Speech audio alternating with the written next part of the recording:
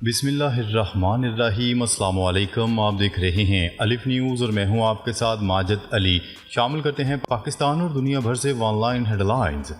ایرانی supreme leader آیت اللہ خامنئی نے بڑا حکم جاری کر دیا۔ ایران کے سپریم لیڈر آیت اللہ خامنئی نے پاسداران انقلاب کو اسرائیل کو سخت سزا دینے کا حکم دے دیا۔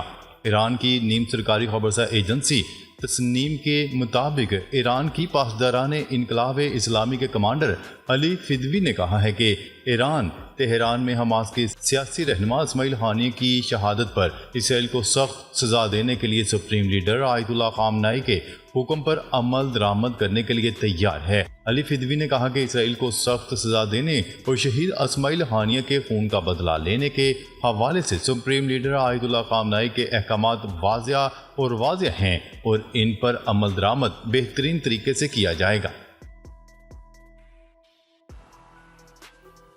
ایران کے پاسداران انقلاب نے بحری قوت میں اچانک اضافہ کر دیا۔ ایران کی پاسداران انقلاب نے بحری قوت میں اچانک اضافہ کرتے ہوئے بحریہ کو مزید 2500 سے زیادہ اینٹی شپ میزائل سسٹمز اور ڈرون سے لیس کر دیا۔ میڈیا رپورٹس کے مطابق بحریہ کو سونپے گئے 2654 ملٹری سسٹمز میں شامل میزائل درمیانے اور طویل فاصلے تک مار کر سکتے ہیں، جبکہ الیکٹرونک جنگی آلات بھی بحریہ کے سپرد کر دیے گئے ہیں۔ ایرانی میڈیا کی رپورٹ کے مطابق دعویٰ کیا گیا ہے کہ بحریہ کو دیے گئے کروز میزائل دشمن کے ریڈار پر نہیں آ سکتے اور دشمن کے ڈسٹرائر کو غرق کر سکتے ہیں۔ پاسداران انقلاب کے کمانڈر میجر جنرل حسین سلامی نے کہا ہے کہ دشمن کو انتہائی قریب اور دور دونوں فاصلوں سے نشانہ بنا سکتے ہیں۔ اگر ہم دشمن کو دور سے ہی کسی مقام پر روک نہیں سکتے تو پھر فطری طور پر مسئلہ ہماری سرحد پر ہوگا۔ اسرائیل نے نماز پڑھتے فلسطینیوں پر ہزاروں پاؤنڈ وزنی بم گرا دیے، 100 سے زائد شہید۔ اسرائیلی فورسز کی نماز پڑھتے ہوئے فلسطینیوں پر وحشیانہ بمباری سے خواتین اور بچوں سمیت 100 سے زائد افراد شہید ہو گئے۔ عرب میڈیا کی رپورٹ کے مطابق شمالی غزہ کے علاقے البریج میں پناہ گزین کیمپ میں قائم اسکول پر 250 سے زیادہ فلسطینی نماز فجر ادا کر رہے تھے کہ اسرائیل نے ان پر بم برسا دیے۔ حملے کے نتیجے میں 100 سے زائد فلسطینی شہید ہو گئے، جن میں زیادہ تر تعداد خواتین اور بچوں کی ہے۔ جرمن ٹینک دہائیوں بعد روس میں داخل، 3 روسی علاقوں میں ہائی الرٹ۔ کورسک میں دراندازی کے دوران جرمن ہتھیار سامنے آ گئے، روسی ٹینک برلن پہنچ گئے، روسی عہدیدار کی دھمکی۔ ایک نئے اشتعال انگیز بیان میں روسی سلامتی کونسل کے نائب چیئرمین نے دھمکی دی ہے کہ روسی ٹینک برلن میں ریکسٹاگ کی عمارت کے سامنے والے ریپبلک اسکوائر تک پہنچ سکتے ہیں۔ یہ رد عمل اس وقت سامنے آیا جب جرمن بختربند گاڑیاں یوکرینی یونٹوں کے ساتھ روسی علاقے کورسک میں داخل ہونے لگیں۔ ایران روس کو اپنے بیلسٹک میزائلوں کے استعمال کی تربیت دے رہا ہے، ذرائع کا دعویٰ۔ یورپین انٹیلیجنس ذرائع نے خبرساں ادارے روئٹرز کو بتایا ہے کہ درجنوں روسی فوجی اہلکار ایران میں قریبی فاصلے تک مار کرنے والے بیلسٹک میزائل سسٹم فتح 360 کے استعمال کی تربیت حاصل کر رہے ہیں۔ انہوں نے مزید کہا کہ انہیں توقع ہے کہ ایران جلد ہی روس کو سینکڑوں سیٹلائٹ گائیڈڈ ہتھیار فراہم کرے گا، جنہیں ماسکو یوکرین کی جنگ میں استعمال کرے گا۔ ان دونوں انٹیلیجنس اہلکاروں نے نام ظاہر نہ کرنے کی درخواست کی اور کہا کہ خیال کیا جاتا ہے کہ روسی وزارت دفاع کے نمائندوں نے 13 دسمبر کو تہران میں ایرانی حکام کے ساتھ فتح 360 میزائل اور تیار کردہ دیگر بیلسٹک میزائل سسٹم کے حصول کے لیے ایک معاہدے پر دستخط کیے تھے۔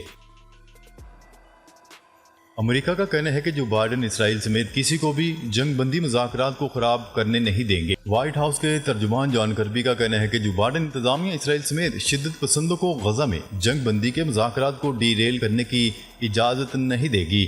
جان کربی نے اسرائیلی وزیر خزانہ پر بھی جھوٹے دعوے کرنے کا الزام لگایا۔ انہوں نے کہا کہ سموٹریچ کا یہ دعویٰ کہ جنگ بندی کا معاہدہ حماس کے سامنے ہتھیار ڈالنے کے مترادف ہوگا یا یرغمالیوں کو قید کے بدلے تبدیل نہیں کیا جانا چاہیے، یہ غلط ہے اور وزیر پر اسرائیلی عوام کو گمراہ کرنے کا الزام لگایا۔ اسرائیل کا میزائل حملے میں حماس کا عہدیدار شہید کرنے کا دعویٰ۔ اسرائیل کی جانب سے یہ دعویٰ سامنے آ رہا ہے کہ جنوبی لبنان کے شہر سیدا میں حماس کے ایک اعلیٰ عہدیدار کو شہید کر دیا گیا۔ عرب میڈیا کا اس حوالے سے کہنا تھا کہ اسرائیل نے دعویٰ کیا ہے کہ اس نے جنوبی لبنان کے شہر سیدا میں حماس کے ایک عہدیدار کو شہید کیا ہے، جس کے بعد علاقے میں وسیع پیمانے پر کشیدگی میں مزید اضافہ ہو گیا ہے۔ دوسری جانب پینٹاگون کے ترجمان پیٹرک رائڈر کا کہنا تھا کہ ایران یا اس کے ایجنٹوں کے کسی بھی حملے کو روکنے کے لیے مشرق وسطی کے خطے میں مزید فوجی صلاحیتیں تعینات کر دی گئی ہیں۔ اسرائیلی وزیر خزانہ کا غزہ پر بھوک مسلط کرنے کا بیان۔ اسرائیل کے انتہا پسند وزیر خزانہ نے کہا ہے کہ یرغمالیوں کی واپسی تک غزہ کے شہریوں کو بھوکا مارنا منصفانہ اور اخلاقی ہو سکتا ہے۔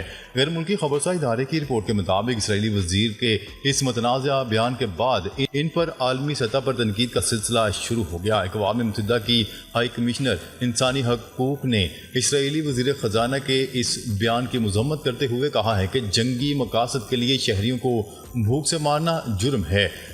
ترجمان ہائی کمشنر UN نے کہا کہ معصوم شہریوں کے خلاف نفرت انگیز بیانات کی مذمت کرتے ہیں۔ ایسے بیانات پر قانون کے مطابق سزا دی جانی چاہیے۔ امریکہ اسرائیل کو $3.5 ارب کی امداد دے گا۔ امریکی میڈیا کے مطابق امریکہ اسرائیل کو $3.5 ارب کی امداد دے گا۔ یہ رقم ہتھیاروں اور دفاعی آلات کی خریداری کے لیے استعمال ہوگی۔ واشنگٹن ذرائع کا کہنا ہے کہ یہ رقم امریکی کانگریس کے منظور کردہ $14.1 ارب امدادی پیکج کا حصہ ہے۔ اس رقم سے اسرائیل امریکہ سے جدید ہتھیار، دفاعی آلات خرید سکتا ہے۔ امریکی میڈیا کا مزید کہنا تھا کہ یہ امدادی پیکج ایران کے ممکنہ حملے کے تناظر میں دیا جا رہا ہے۔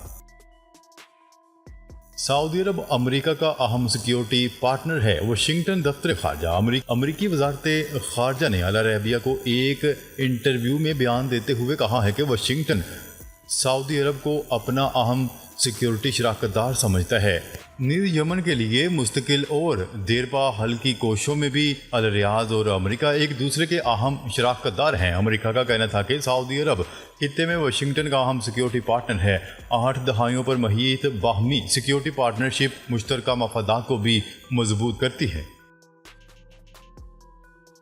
اسرائیل پر کسی بھی ایرانی حملے کو روکنے کے لیے تیار ہے پینٹاگون کے ترجمان پیٹرک رائڈر نے العربیہ اور الحدیث سے گفتگو میں تصدیق کی ہے کہ مشرق وسطی کے خطے میں ایران یا اس کے ایجنٹوں کے کسی بھی حملے کو روکنے کے لیے مزید فوجی صلاحیتیں تعینات کر دی گئی ہیں۔ پیٹرک رائڈر کا کہنا تھا کہ امریکہ کشیدگی میں اضافہ نہیں چاہتا لیکن جواب دینے کے لیے تیار ہے۔ پینٹاگون ترجمان نے مزید کہا کہ اڈے عین الاسد پر امریکی افواج پر حملہ ایران کے عدم استحکام کے رویے کی عکاسی کرتا ہے اور امریکہ اس حملے کا جواب دینے کا حق محفوظ رکھتا ہے۔ طلبہ کا الٹیمیٹم، بنگلہ دیشی چیف جسٹس کا بھی مستعفی ہونے کا اعلان۔ طلبہ کے الٹیمیٹم کے پیش نظر بنگلہ دیش کے سپریم کورٹ کے چیف جسٹس نے بھی اپنے عہدے سے استعفیٰ دینے کا فیصلہ کر لیا۔ بنگلہ دیشی میڈیا کی رپورٹ کے مطابق ڈھاکہ میں سینکڑوں مظاہرین نے سپریم کورٹ کا گھیراؤ کر کے چیف جسٹس عبید الحسن کو استعفیٰ دینے کے لیے 1 گھنٹے کا الٹیمیٹم دیا تھا۔ مظاہرین نے استعفیٰ نہ دینے کی صورت میں ججوں کی رہائش گاہوں پر دھاوا بولنے کا اعلان کیا تھا، جس کے بعد اب اطلاعات ہیں کہ چیف جسٹس آج شام صدر سے مشاورت کے بعد اپنا استعفیٰ پیش کریں گے۔ برازیل میں مسافر طیارہ گر کر تباہ، 62 افراد ہلاک۔ برازیل میں مسافر طیارہ گر کر تباہ ہو گیا جس کے نتیجے میں 62 افراد ہلاک ہو گئے۔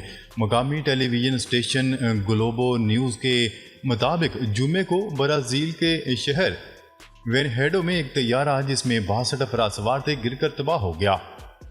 سوشل میڈیا پر شیئر کی گئی ویڈیو میں دیکھا جا سکتا ہے کہ طیارہ درختوں کے جھرمٹ میں گرتا ہوا دکھائی دے رہا ہے، جس کے بعد سیاہ دھوئیں کا ایک بڑا بادل اٹھ رہا ہے۔ دوسری جانب ایک تقریب سے خطاب کرتے ہوئے برازیل کے صدر نے حادثے کے متاثرین کے لیے 1 منٹ کی خاموشی اختیار کی۔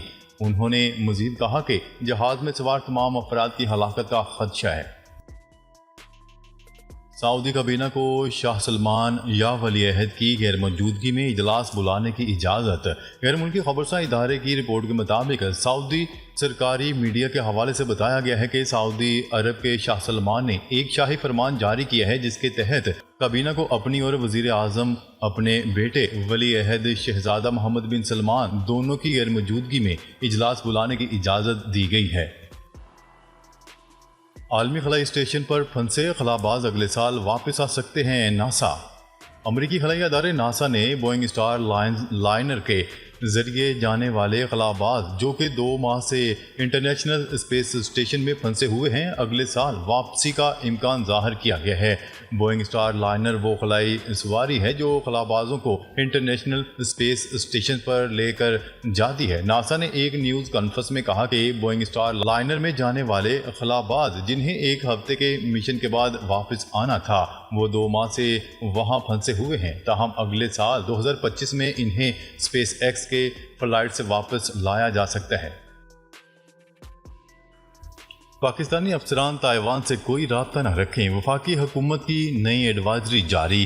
حکومت پاکستان نے تائیوان اور شمالی کوریا کے متعلق تعلقات پر اپنے سرکاری افسران کو نئی ایڈوائزری جاری کر دی۔ کابینہ ڈویژن ایڈوائزری میں بتایا گیا ہے کہ پاکستانی سرکار کے اہلکار تائیوان سے کوئی سرکاری و غیر سرکاری تعلق نہ رکھیں۔ کابینہ ڈویژن ایڈوائزری کے مطابق کوئی بھی سرکاری اہلکار تائیوان انتظامیہ سے رابطہ نہ کرے۔ کابینہ ڈویژن نے وزیر اعظم کی ہدایات جاری کر دیں۔ پاکستان نے یہ فیصلہ ون چائنا پالیسی کے تحت کیا ہے۔ تحریک انصاف کو 22 اگست کو جلسے کی اجازت مل گئی۔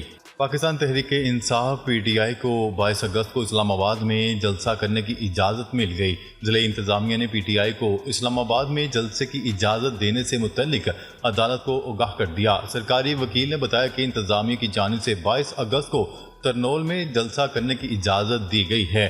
وکیل شعیب شاہین نے کہا کہ ہمیں 22 اگست ہی منظور ہے اور جلسے کی تیاری کے لیے بھی وقت چاہیے ہوتا ہے۔ ناظرین، اب تک کے لیے اتنا ہی۔ مزید خبریں لے کر بہت جلد آپ کی خدمت میں حاضر ہوں گے، تب تک کے لیے اپنا خیال رکھیے گا۔ اللہ نگہبان۔